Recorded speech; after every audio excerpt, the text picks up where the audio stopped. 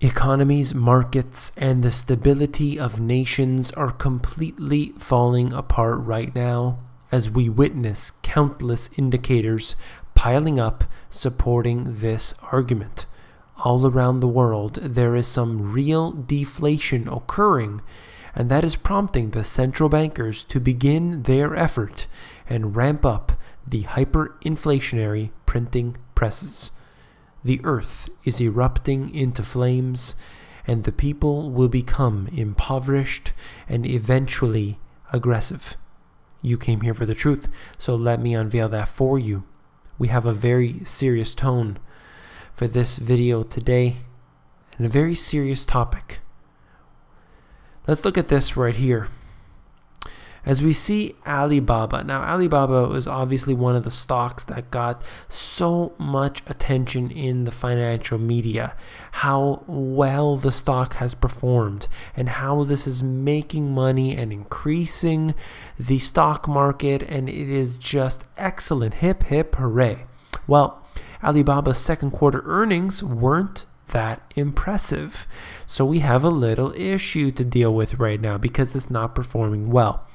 But, you know, if you want, you can read the article for yourself, but I want to show you the deeper side of this and just make you think that it isn't individual stocks which support the market, or at least it shouldn't be. Because these individual stocks are simply a part of a whole. You can't have one company doing well and the entire country doing bad. It doesn't really work like that.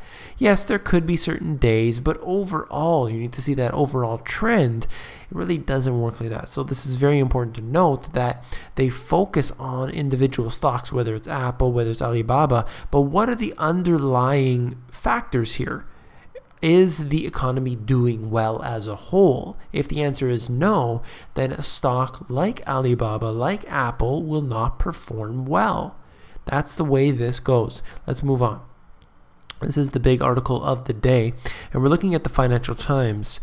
The U.S. Federal Reserve risks triggering, quote, this is a quote, panic and turmoil in emerging markets if it opts to raise its rates at its September meeting, and should hold fire until the global economy is on a surer footing, the World Bank chief economist has warned. So we have this high-ranking person now saying, do not increase the rates. Now, for those of you who haven't been paying attention, basically, September, they've been saying that they're going to increase the rates, is looking more and more likely.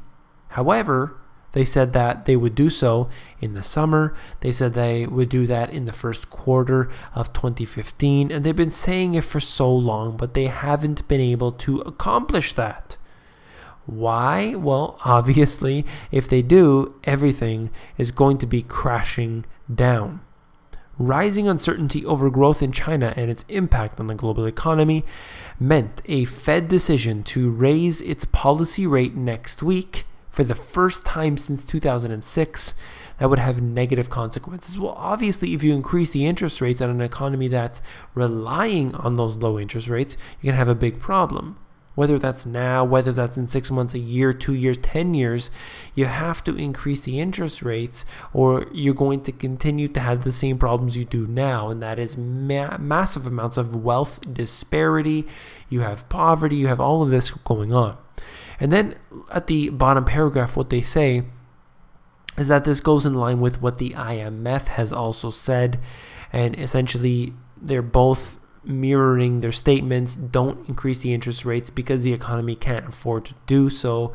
And this goes to show you that really high level individuals in the financial area are saying don't increase rates, but you don't need to be in the financial realm to understand that increasing the interest rates is going to have a negative impact.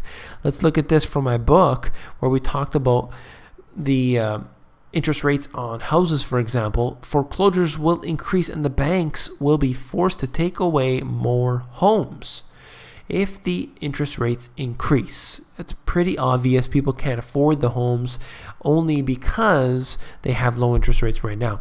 Rising interest rates would mean slower growth in the economy because less people are borrowing money and spending. Governments have to pay more on their national debt. It is a compounding effect that you can't stop. If you increase the interest rates just a little, that has a compounding effect thereafter. Very important to note that. Let's look at China once again. And the world's biggest stock futures market basically said that this is one of the list of casualties from China's interventionist campaign to stop a $5 trillion equity rout. We have a very serious problem going on right now in China. The volumes, check this out, sank to record lows on Tuesday after falling 99% from their June highs. So picture that dropping in terms of volume, not the stock market itself, but the volume, how much is actually traded, 99% downward. That is very, very significant. And then it goes on to say, ranked by the World Federation of Exchanges as the most active market for index futures as recent as July, liquidity in China has dried up as authorities raised the margin requirements, tightened position limits, and started a police probe into bearish wagers. So basically, if you're short in the market, you are in big trouble. They don't want any of that occurring. That's why people are fleeing with their money as fast as they can. That's the low volume, because people don't want to put their money in. They want to either short the market or take it out entirely. More in this article here, but I want to move on to look at this. No end in sight for the slide in Singapore home prices as rates rise. This is a very clear example of a small increase in the rates could make such a big difference. Rising borrowing costs and weaker currency bode ill for Singapore's home prices amid their longest slide in more than a decade. The 3-month Singapore interbank offered rate has more than doubled in a year to the highest since 2008. Once again, going back into 2008, this is the financial crisis part 2. The main benchmark for housing loans is seen rising further as it narrows the gap with the swap offer rate. And it goes on to talk about the technical jargon.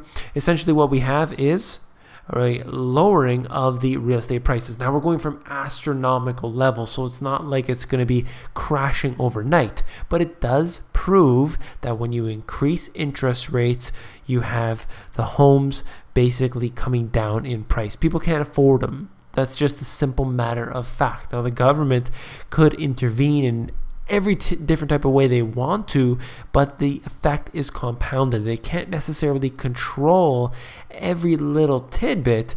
They can control certain factors and then watch that go down the chain, but it doesn't always go the way they intended. Now, this is not necessarily related, but I need to discuss this. It is very important.